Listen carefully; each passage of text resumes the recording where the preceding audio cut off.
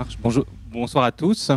Comme je vous l'ai dit, je vais essayer de vous faire rêver un peu ce soir, puisqu'il est tard, donc je ne suis pas là pour vous infliger une longue présentation, mais plutôt pour essayer de vous faire rêver sur les énergies marines, qui est un secteur qui, si on ferme les yeux, va vous faire évoquer des beaux paysages comme des îles tropicales, comme Tahiti, la Martinique, mais également aussi des terres sauvages comme les terres sauvages d'Écosse ou la baie de Fundy en Nouvelle-Écosse au Canada, et puis bien sûr la pointe du Raz Blanchard en France, qui est une des pointes les plus sauvages, même si à son sommet il y a l'usine de l'Axe, sur le bas c'est très sauvage.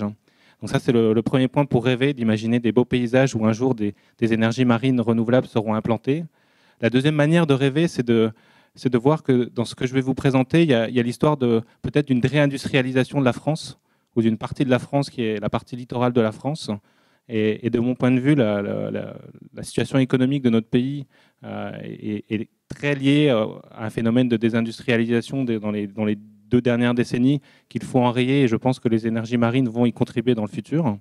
Et puis, bien sûr, la troisième manière de rêver, c'est de se dire que tout ce que je vais vous présenter là permet de lutter contre le réchauffement climatique et donc apporte une solution à ce qui est sans doute le plus grand défi de notre planète et de nos civilisations dans le siècle à venir.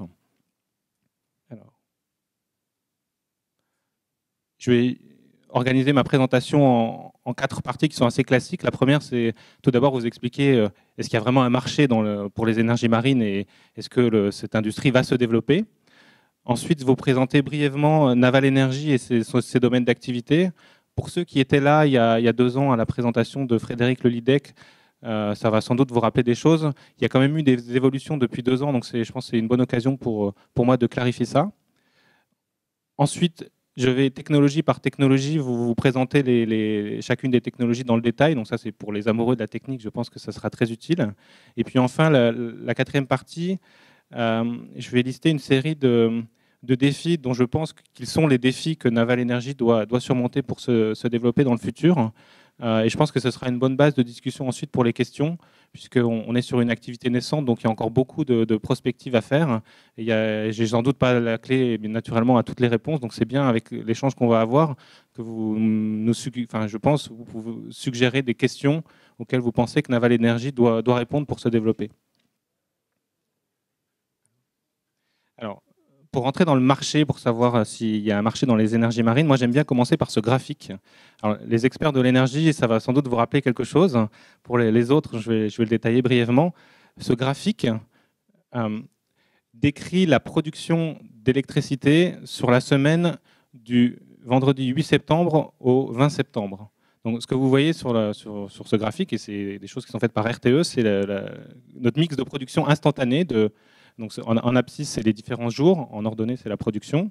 Donc, ce qu'on voit, enfin moi, la première conclusion que j'en tire, c'est qu'il y a un marché pour les énergies marines. Pourquoi? Parce que quand on regarde ce graphique et qu'on se dit qu'on doit se débarrasser du nucléaire, qui est la grosse tranche jaune de production, qui représente au moins 80% de la production sur cette semaine-là, le gaz, qui est la partie rouge au sommet, qui représente 5 à 10% de la production à un certain moment, on se dit qu'il y a de la place pour toutes les énergies renouvelables, y compris les énergies marines. Sur ce graphique, ce que vous pouvez voir, par exemple, sur les énergies renouvelables, c'est que l'éolien, qui est en bleu clair, il est très présent en début de période, donc sur les 3 ou 4 premiers jours de cette période-là, puis ensuite il s'amenuise progressivement parce qu'il n'y a pas de vent sur la France à ce moment-là. Et la petite bosse qui se répète de jour en jour, la petite bosse orange, ça c'est le solaire. Donc vous voyez, globalement, lui, il est assez stable de jour en jour. Par contre, il est relativement petit. Et puis, comme vous voyez sur le graphique, il ne produit pas la nuit. Donc, moi, quand je vois les objectifs de décarboner complètement notre mix électrique à un horizon assez proche, qui est l'horizon fermer les centrales à charbon, par exemple, à l'horizon 2025, et par ailleurs réduire la part du nucléaire, quand je vois ce graphique, je me dis tout de suite, il y a un marché pour les énergies marines parce qu'il y a de la place vraiment pour toutes les énergies renouvelables. Ce n'est pas le solaire et l'éolien contre les énergies marines, c'est ensemble. Ce que nous dit aussi ce graphique, c'est que les énergies renouvelables dont on dispose aujourd'hui, donc essentiellement de l'éolien terrestre et du solaire, on le voit sur ce graphique très clairement, ce sont des énergies qui sont assez intermittentes. L'éolien, par exemple, produit beaucoup au début, puis après, il ne produit plus. Le solaire, il produit un peu en journée, puis ensuite plus la nuit. Et donc, le défi d'arriver à gérer l'intermittence sur le réseau électrique en France ne va faire que croître à mesure que ces énergies renouvelables terrestres vont s'implanter sur notre territoire. Donc il y a un besoin d'essayer d'évoluer vers des énergies renouvelables qui, elles, sont moins intermittentes, voire pas du tout intermittentes. Et c'est le cas en fait des énergies marines. Les énergies marines, elles ont ce grand avantage qu'elles sont moins intermittentes que les énergies renouvelables à terre, qu'elles sont pour certaines soit même capables de produire en base, soit à défaut prédictibles sur une longue période, plusieurs années en avance, ce qui va permettre d'aider à l'équilibre du mix électrique. Ce que ne dit pas ce graphique, mais que j'aurais pu vous montrer sur un autre graphique, c'est qu'il est aussi possible d'avoir sur cette période-là, et de manière générale sur toutes les périodes, le prix de l'électricité. En instantané, le prix de l'électricité, il varie beaucoup, mais sur cette période-là, il variait entre 30 € du mégawattheure et 50 € du mégawattheure.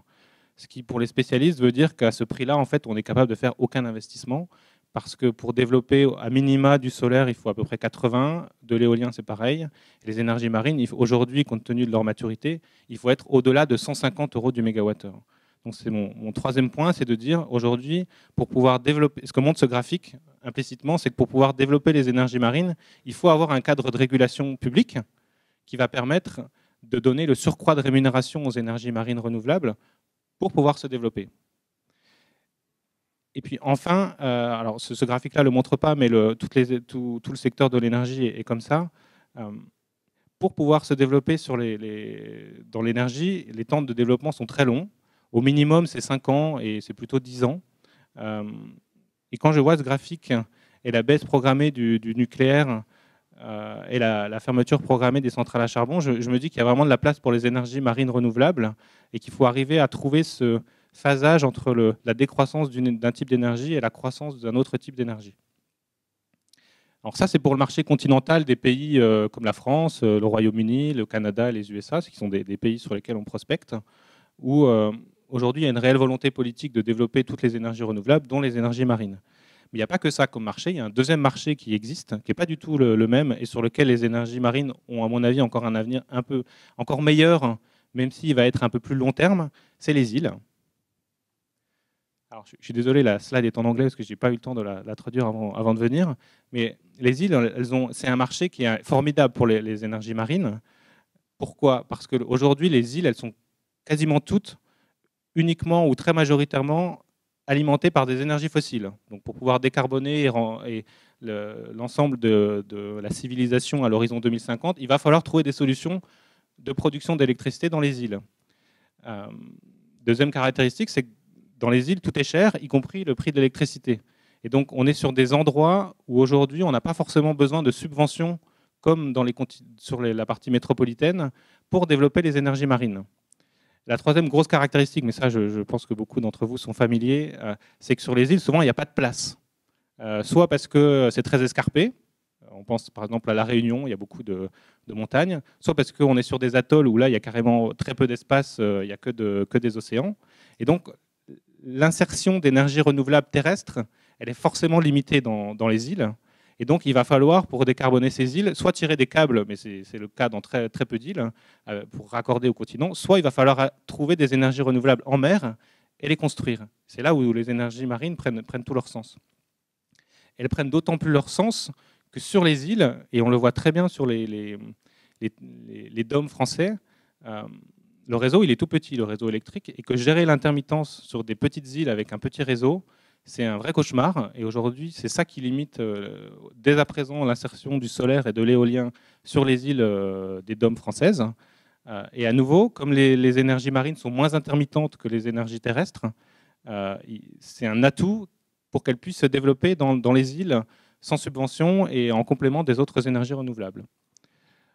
Enfin, un point que je mentionne, parce que la plupart des îles ont cette caractéristique-là, c'est que souvent l'économie est difficile dans les îles. Il y a beaucoup de chômage, c'est le cas dans les dômes français, et tous les décideurs publics dans les îles ont envie de faire venir des activités, notamment des activités industrielles, sur leur territoire.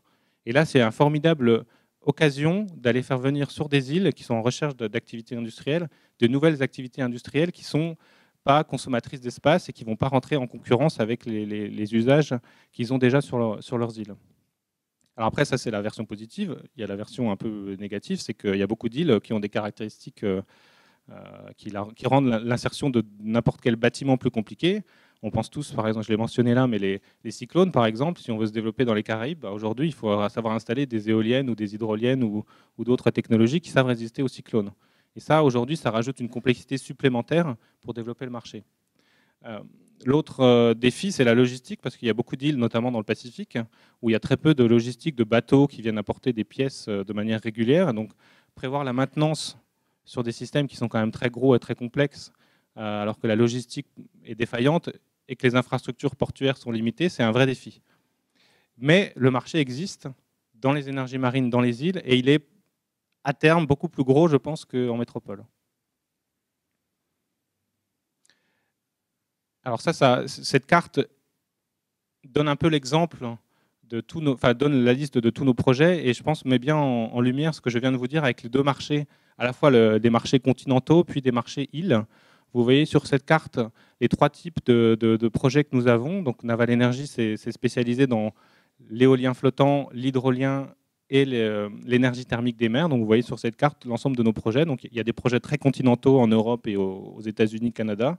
Et puis après, il y a des projets beaucoup plus îliens en Indonésie, dans toute la Caraïbe, à La Réunion, et puis le Japon. Aujourd'hui, on va dire nos projets sont en partie sur des îles qui correspondent à nos dômes au Japon. Je vais revenir sur chacune de ces technologies plus en détail, donc je ne rentre pas plus dans le détail des projets. Sachez juste que nos concurrents, ils sont aussi sur un positionnement global et ils développent des projets à la fois sur des pays continentaux et des projets insulaires, donc on n'est pas du tout spécifique de ce point de vue-là. Alors, peut-être juste pour vous présenter, maintenant passer au point 2, vous présenter le Naval Energy. Naval Energy, pour ceux qui avaient vu la présentation il y a 2 ans, avait développé un incubateur pour essaimer à partir du militaire sur des technologies d'énergie marine. Et alors, il y a 2 ans, n'avait pas encore totalement ciblé les énergies marines sur lesquelles elle voulait se développer. Maintenant, c'est fait. On a retenu 3 technologies, qui sont l'hydrolien, l'éolien flottant et l'énergie thermique des mers. Et pourquoi? Bon, vous avez juste un rappel ce sont des énergies qui permettent de lutter contre le réchauffement climatique. À nouveau, il y a 2 ans et demi, ce qui s'appelait à l'époque DCNS Énergie était une division de DCNS Group, n'était pas une entité à part entière. Aujourd'hui, donc, ce n'est plus le cas. Aujourd'hui, Naval Energy est une filiale autonome de Naval Group. C'est une filiale qui est assez petite, puisqu'aujourd'hui, on est environ 250 salariés. On est une filiale autonome et on a des actionnaires minoritaires. Donc, en termes de gouvernance, ça change tout. On n'est plus du tout intégré à Naval Group, on est détaché de Naval Group. Vous voyez sur le graphique dans nos actionnaires, donc on a bien sûr Naval Group en position d'actionnaire contrôlant, mais on a aussi BPI France via un fonds qui s'appelle Société de Projets Industriels, qui est rentré au capital à hauteur de 34%. Et on a 6% d'actionnaires minoritaires qui sont Technip FMC et BNP Paribas. C'est très important de voir cet actionnariat parce que ça montre qu'aujourd'hui on est une entreprise publique, à majorité publique. On pense, et encore une fois, c'est quelque chose que je verse au débat, qu'aujourd'hui notre chiffre d'affaires est très petit, ça se compte en millions d'euros, même en une dizaine de millions d'euros, mais on pense qu'à l'horizon 10 ans, on est sur un chiffre d'affaires qui peut être de l'ordre de 1 milliard par an. Donc on pense qu'on est arrivé au moment où le marché va décoller industriellement et où les grandes fermes commerciales qu'on peut connaître sur l'éolien offshore posé ou sur les centrales solaires vont arriver dans les énergies marines dans les 10 ans qui viennent. Alors, qu'est-ce qu'on fait aussi chez Naval Energy? Parce qu'il y a 2 ans et demi, ce n'était pas forcément très clair. De manière synthétique, pour résumer, je dirais qu'on est le Areva des énergies marines renouvelables. On n'est pas un EDF, on est un Areva. Donc, je m'explique. EDF, ça conçoit des projets, mais ça ne fabrique pas d'équipements. Areva, ça fabrique des réacteurs, mais ça ne développe pas des projets de réacteurs de projets nucléaires. Et ben nous, on est un Areva, c'est-à-dire qu'on fabrique des machines. On a une chaîne de sous-traitance pour élaborer des pièces où il y a des pièces qu'on fabrique nous-mêmes. Par contre, on ne développe pas les projets énergie marine en soi. Ça, c'est le rôle des développeurs et des énergéticiens comme EDF, comme Akio Energy, comme Eolfi, qui sont nos partenaires, qui, eux, vont trouver des sites, mettre de l'argent pour faire les études amont, et nous, on arrive après pour fabriquer les machines et les installer. Alors, je vais rentrer maintenant sur le point 3 de vous détailler un petit peu plus chacune des technologies. Alors pour la première, l'hydrolien, Elle est développée par une filiale de Naval Energy qui s'appelle Open Hydro, qui est une filiale irlandaise, avec deux sites de fabrication, deux sites industriels, un à Dublin, dans la banlieue de Dublin. Et plutôt que de vous infliger tout ça, il y a une présentation, un film qui vous détaille on va dire les activités récentes d'Open Hydro qu'on va vous passer. C'est un film de 3 minutes. Il a un petit côté propagande, vous allez voir, mais bon, ça fait rêver. Donc comme on est là pour rêver, c'est très bien.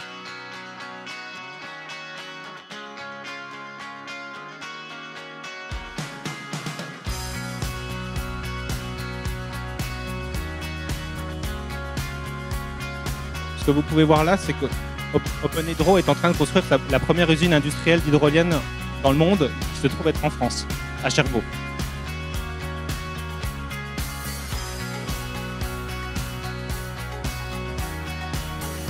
EMEC, c'est le site de test où on a testé toutes nos hydroliennes jusqu'à présent. Et ça, c'est les différents projets qui sont en train d'être développés par Open Hydro.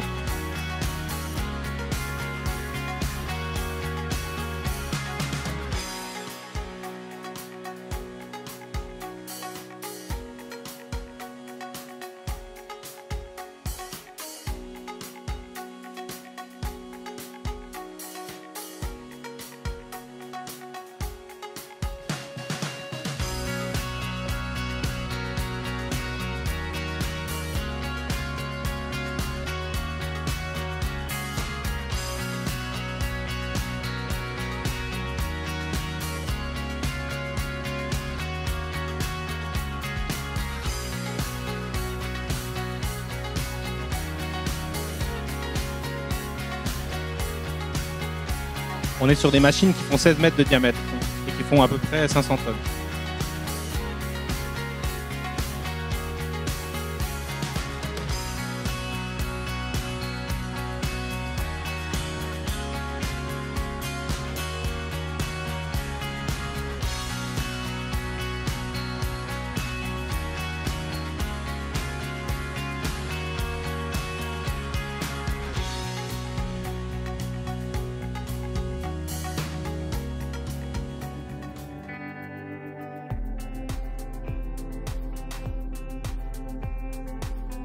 C'est un des aspects sur lesquels je reviendrai, mais la logistique portuaire et la logistique d'installation en mer, c'est une des choses qui aujourd'hui dans les énergies marines est un vrai frein, qui est vraiment différent par rapport aux énergies renouvelables classiques. Ça peut coûter très cher de devoir soulever des engins comme ça sur des grues au niveau des ports, puis ensuite de les déployer en mer avec des bateaux. Et c'est un poste d'optimisation de coûts qui est très important.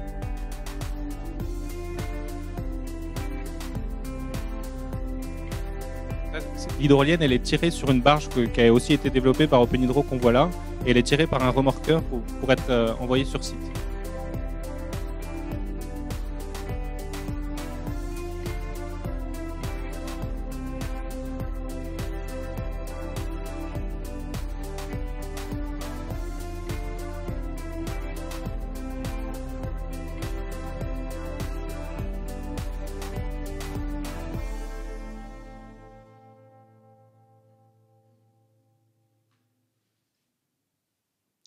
Bon, voilà, j'espère que ce n'était pas trop long et trop propagandiste. Ce qu'il faut en retenir, c'est que aujourd'hui, Open Hydro a développé une machine donc, qui fait 2 MW, donc à comparer par exemple à de l'éolien offshore où aujourd'hui les machines sont entre 6 et 8 MW, donc en puissance c'est plus petit. Par contre en production ça peut produire autant voire plus puisque le courant sous-marin des marées est beaucoup plus régulier et il est prédictible. Donc c'est une énergie prédictible, ce qui en termes de gestion de réseau est plus intéressant que d'autres formes d'énergie renouvelable. Ce qu'il faut retenir également, c'est qu'on a mis des machines à l'eau, 2 en France, au large de Paimpol-Bréhat en Bretagne, et une au Canada l'année dernière, qui ont connu des problèmes, hein, on le nie pas, qui sont sortis de l'eau au printemps et qui sont en train d'être réparés et qui vont être remises à l'eau dans les semaines qui viennent. Mais on est suffisamment confiant sur la production de ces machines pour avoir lancé la première usine qui va fabriquer en série des hydroliennes, qui est à Cherbourg, dont la construction, donc vous l'avez vu sur la vidéo, est lancée. Ça a même plus progressé depuis parce que l'ensemble extérieur est terminé et l'usine sera finie avec les moyens de manutention mis à l'intérieur en février-mars de l'année prochaine. Donc l'aventure industrielle de l'hydrolien va donc démarrer aujourd'hui.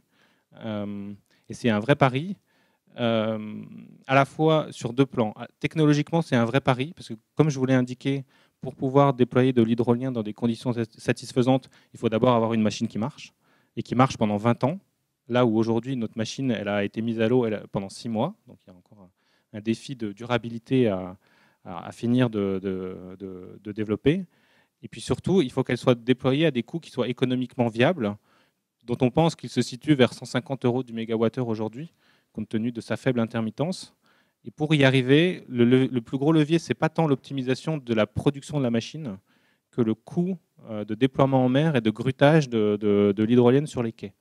L'industrialisation, le fait d'avoir fabriqué une usine à Cherbourg va permettre de beaucoup réduire les coûts d'assemblage de la machine et de grutage sur le port. Il reste encore le défi de l'exploitation en mer, d'amener l'hydrolienne sur l'eau et de la descendre sous l'eau.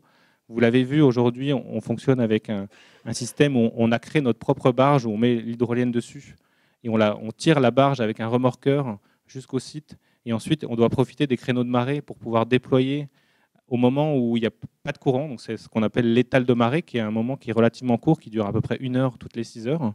Et donc arriver à tomber dans ce créneau avec des conditions de houle qui sont suffisamment bonnes pour pouvoir descendre la machine, c'est aujourd'hui un vrai défi. Et on sait qu'à l'avenir, il faut qu'on arrive à développer des moyens de déploiement en mer qui soient moins chers et qui permettent d'avoir des plages horaires de déploiement qui soient meilleures, plus longues et plus régulières. Alors ça, c'est la liste des projets que vous avez vus sur la carte. L'hydrolien a cette particularité qu'elle est quand même essentiellement continentale. Notamment, c'est lié à la taille de notre machine. Notre machine est très grosse, 16 mètres de diamètre, 500 tonnes. Donc d'une part, il faut des infrastructures portuaires qui savent porter des choses comme ça. Et d'autre part, elle est faite pour les courants relativement forts, qui se trouvent être finalement assez concentrés. Il y en a au Royaume-Uni, en France, au Canada, au Japon et en Indonésie principalement. Alors, l'éolien flottant, la deuxième technologie. Alors là, j'ai pas de film parce qu'aujourd'hui, on n'a pas de machine réalisée, donc je peux pas, je peux pas vous passer un film sur la construction.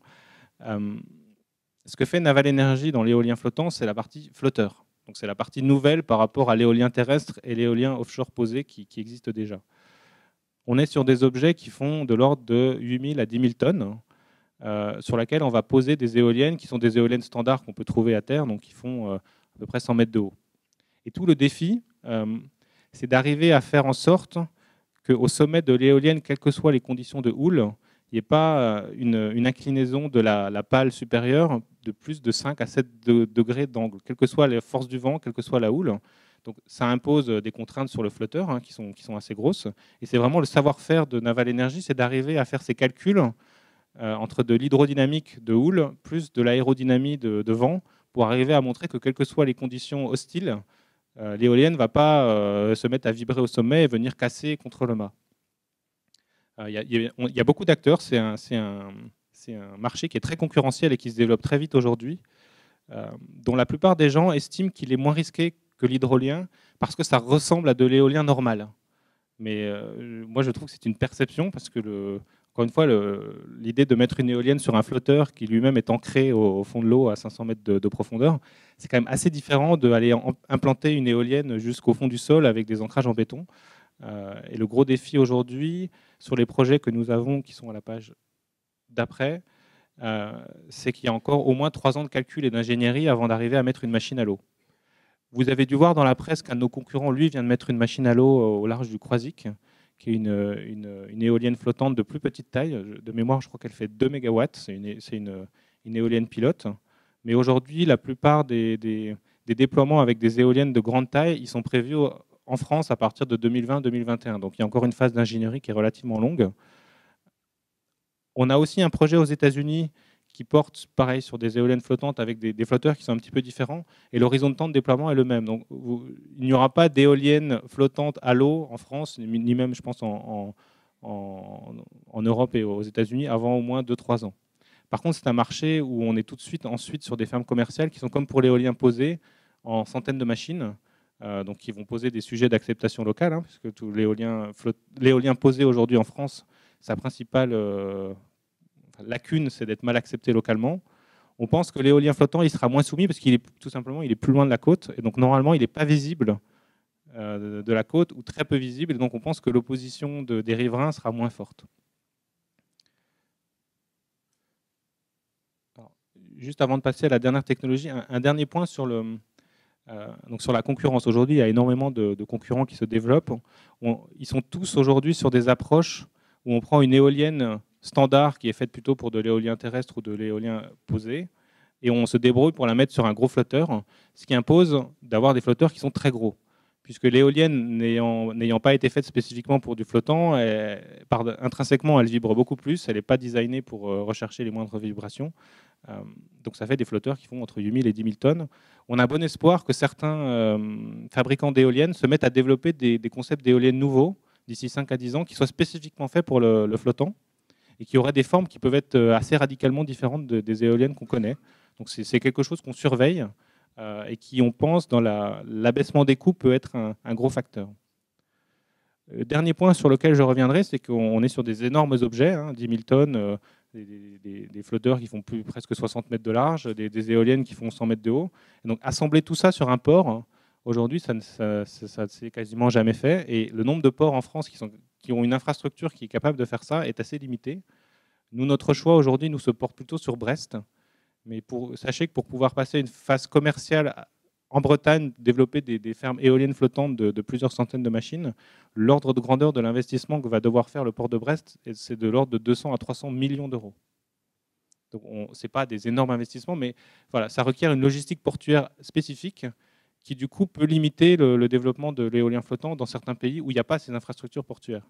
Le port de Fos-sur-Mer, où il y a un autre port près de Perpignan qui est aussi en train de regarder pour développer des infrastructures adaptées à l'éolien flottant, sont sur les mêmes ordres de grandeur en termes d'investissement. Alors, dernière technologie que sans doute vous connaissez beaucoup moins, mais qui, moi, intellectuellement, me séduit beaucoup plus, l'énergie thermique des mers. Alors, je ne sais pas combien parmi vous dans la salle savent ce qu'est l'énergie thermique des mers, mais ce que montre le graphique en haut à droite est relativement simple. C'est une énergie pour les zones tropicales, là où il y a des tombants qui sont très, très raides, donc où il y a tout de suite beaucoup de profondeur très près de la côte. Et ce que fait l'énergie thermique des mers, c'est on va chercher à pomper de l'eau froide au fond de la mer à 1000 mètres de profondeur. On la remonte par un grand tuyau. On pompe également dans un deuxième circuit de l'eau chaude en surface à 25 degrés, là où l'eau froide est plutôt à 4-5 degrés.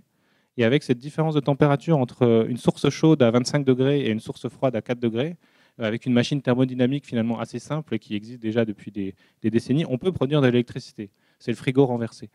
Le gros défi de cette bête-là, c'est que le différentiel de température étant tout petit, il faut pomper des énormes volumes d'eau pour pouvoir avoir un transfert de chaleur suffisant. Donc il faut un gros tuyau qui va à 1000 mètres de profondeur, et ça ne s'est jamais fait.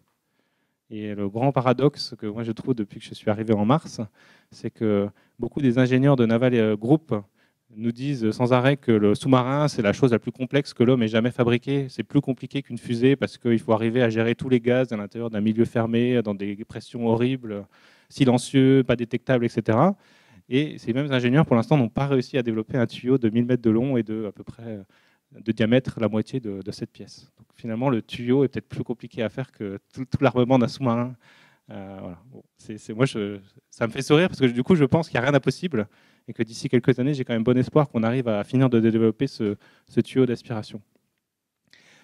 Le gros avantage de cette technologie, c'est pour ça que moi, elle me fait rêver, c'est qu'une fois qu'on a ça, donc on met cet échangeur thermique et ce tuyau, on les pose sur une barge qui fait à peu près 100 mètres de long, donc rien de surdimensionné, au large d'une île tropicale comme la Martinique ou la Réunion.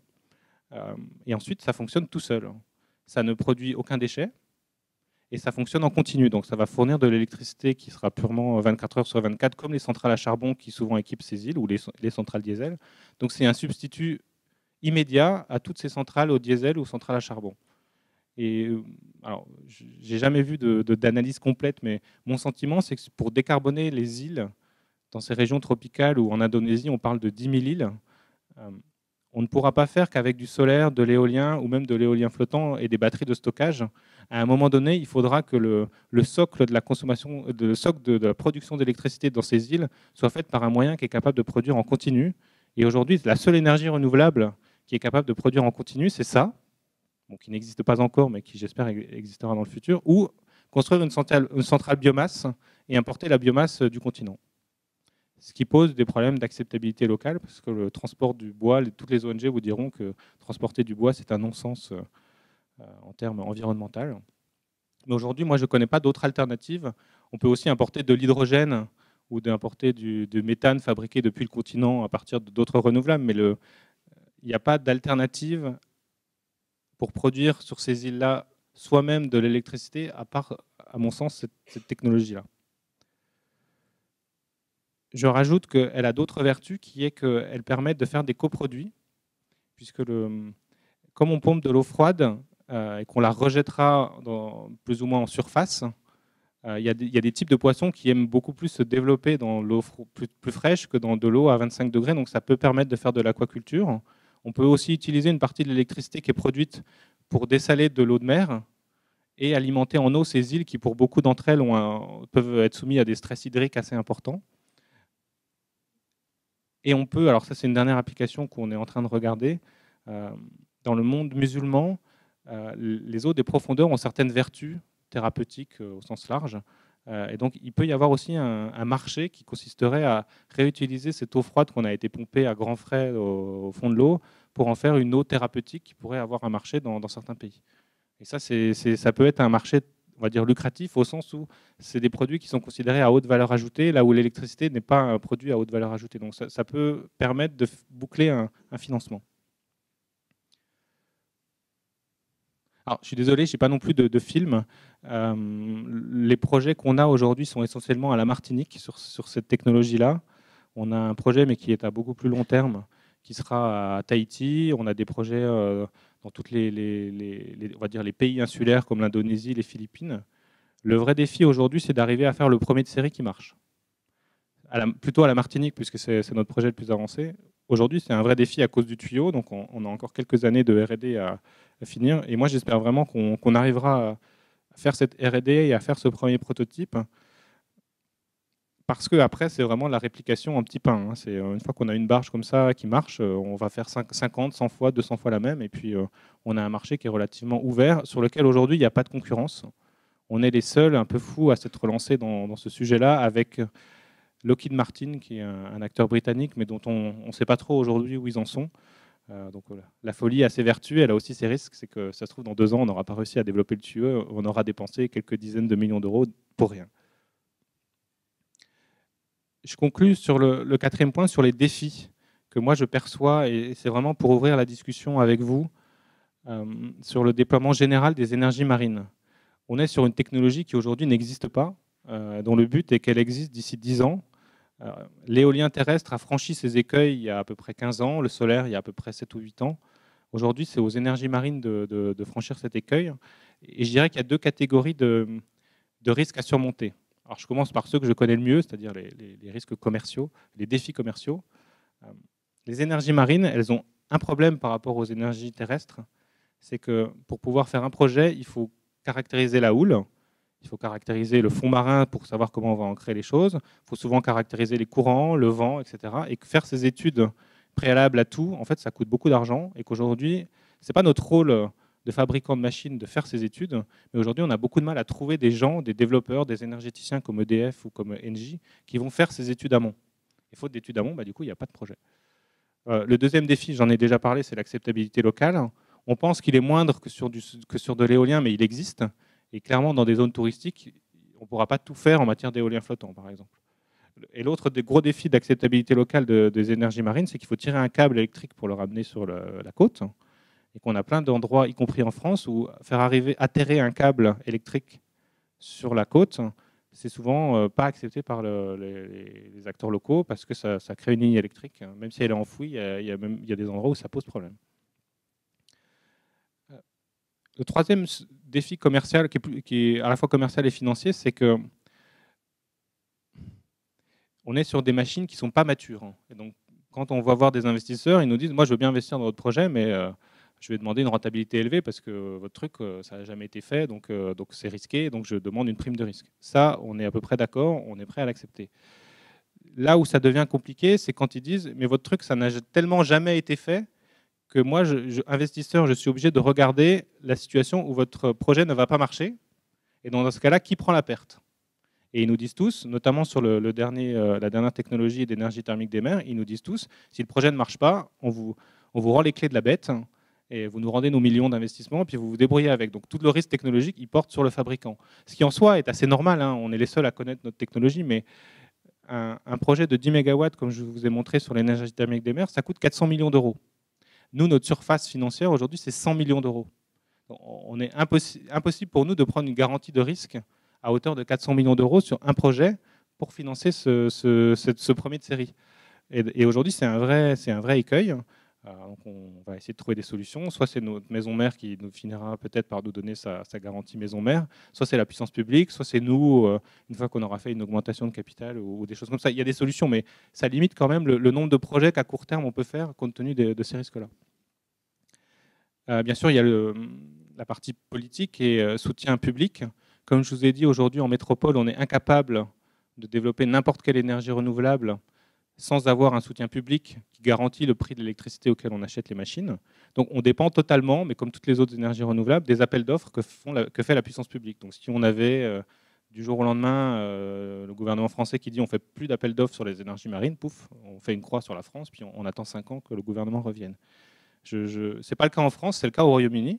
Au Royaume-Uni, qui était notre plus gros marché sur l'hydrolien, du jour au lendemain, le gouvernement britannique a dit on va changer la réglementation et la manière de subventionner les énergies renouvelables, on va les mettre en compétition les unes avec les autres dans les projets en mer. Et donc on s'est retrouvé du jour au lendemain, l'hydrolien s'est retrouvé en concurrence avec l'éolien posé, donc éolien posé, technologie mature, où il y a déjà des milliers d'éoliennes implantées, face à l'hydrolien, technologie pas mature, où il y a aujourd'hui que quelques machines à l'eau. On est 2 fois plus cher que de l'éolien posé, donc en fait on perd tous les appels d'offres et donc tous nos projets, pour l'instant, on a mis une croix dessus du jour au lendemain. Ce qui était notre plus gros marché dans l'hydrolien. Voilà l'impact que peut avoir une politique publique sur une PME industrielle. Le dernier sujet, mais qui est lié au deuxième, c'est que développer une nouvelle technologie, ça coûte cher en R&D, ça coûte cher en fonds propres. Je ne vais pas vous révéler les chiffres de développement de Naval Energy, bien sûr. Je vais juste prendre un exemple. Les rumeurs qu'on a sur quand Siemens développe une nouvelle éolienne terrestre, pour passer par exemple de 6 MW à 8 MW, comme ils ont fait récemment, l'ordre de grandeur du coût de développement chez Siemens d'une nouvelle technologie, c'est 300 millions d'euros. Pour une technologie qui existe déjà, qui cherche juste à augmenter de puissance. Donc, nous, on a fait le pari d'en développer 3 à la fois. Voilà. Heureusement, on peut capitaliser sur plus de 10 ans de R&D de Naval Group. Ça nous limite aujourd'hui nos besoins de R&D. Côté défi industriel, j'en ai déjà beaucoup parlé, donc je vais être rapide. Le plus gros défi qu'on a aujourd'hui, c'est d'industrialiser nos machines. Notamment dans l'hydrolien, on en a fait en petite série jusqu'à présent. Là, on construit l'usine à Cherbourg. Mais comme je vous l'ai dit, après, il y a toute une question d'optimiser les coûts en faisant des grandes séries pour faire diminuer les coûts globaux de chacun de nos projets. L'éolien, le photovoltaïque, etc., ont très bien réussi là-dedans. Donc on doit pouvoir arriver à baisser nos coûts au fur et à mesure qu'on va installer des hydroliennes dans le monde. Ce sera pareil pour l'éolien flottant. Mais aujourd'hui, c'est quand même un vrai défi d'arriver à optimiser nos coûts. Comme je vous l'ai dit, il y a un défi notamment de déploiement en mer et d'infrastructures portuaires. Pour donner un ordre de grandeur, dans l'hydrolien, fabriquer la machine, c'est 1/3 de notre coût. Les 2/3 des coûts, c'est le déployer la machine en mer, la raccorder avec des câbles sous-marins qui vont aller sous l'eau, et puis après, tous les frais de maintenance pour aller rechercher les machines, les ramener au port, vérifier que tout va bien et les remettre à l'eau. Donc l'optimisation, sur les coûts, elle n'est pas tant sur la machine que vraiment sur la manière de la déployer et de faire en sorte que la machine soit fiable et qu'on ait à aller la ressortir de l'eau le moins souvent possible. Et ça, c'est des questions sur lesquelles Naval Group a une certaine expertise, puisqu'un sous-marin, pareil, ça doit tenir une durée fixe en mer, quoi qu'il arrive. Un porte-avions, c'est la même chose. Mais ce n'est pas des questions faciles. Enfin, il y a un dernier sujet, et là, c'est peut-être aussi pour ouvrir la discussion plus sur la partie gouvernance politique. Il y a une question de phasage. Développer un projet hydrolien ou un projet éolien flottant ou n'importe quel gros projet d'énergie renouvelable, ça prend entre 5 à 10 ans. Fermer une centrale nucléaire ou fermer une centrale à charbon, c'est à peu près du même ordre d'idée. Et donc ça, c'est plutôt un défi pour la puissance publique, c'est d'arriver à faire des programmations qui soient suffisamment cohérentes pour qu'il y ait pas les épouvantails qui s'agitent en disant on ne peut pas faire d'énergie renouvelable parce qu'on on a déjà encore trop de nucléaire ou trop de centrales à charbon et donc on va avoir une surproduction, ou inversement, fermer trop vite des centrales, se retrouver avec un risque de sécurité d'approvisionnement et tout le monde qui dit mais les énergies renouvelables, vous voyez bien, ça ne sert à rien parce qu'on a un risque de sécurité d'approvisionnement qu'elles ne sont pas capables de matcher. Donc il y a vraiment une question de phasage qui, je pense, en Europe est plutôt bien traitée. Aux États-Unis et au Canada, notre sentiment, c'est que c'est pareil. Mais dans des pays émergents, comme l'Indonésie, comme les Philippines, comme la Malaisie, arriver à faire comprendre aux autorités locales qu'il va falloir qu'elles planifient à horizon 15 ans, où il y a énormément d'incertitudes dans ces pays-là, en termes financiers, en termes démographiques, en termes d'augmentation de la consommation d'électricité à cause du développement du niveau de vie, c'est un vrai défi. Et aujourd'hui, voilà, ça demande des ressources humaines que Naval Energy a un petit peu, mais qui sont quand même assez limitées. Voilà la liste. Elle n'est pas forcément exhaustive. Et je serais voilà, ravi d'en discuter avec vous sur les aspects technologiques. Voilà, maintenant, je vous propose de passer à la séance de questions, si vous le voulez bien.